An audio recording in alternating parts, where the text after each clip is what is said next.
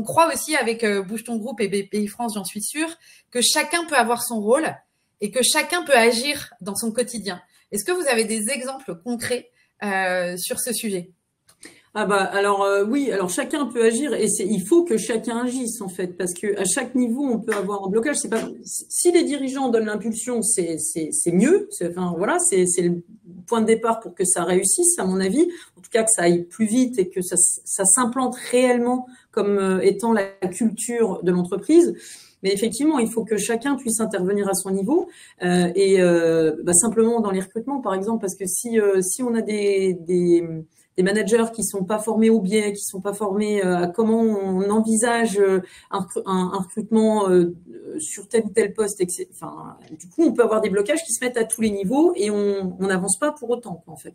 Et il faut pas non plus que ce soit la lutte entre hommes et femmes.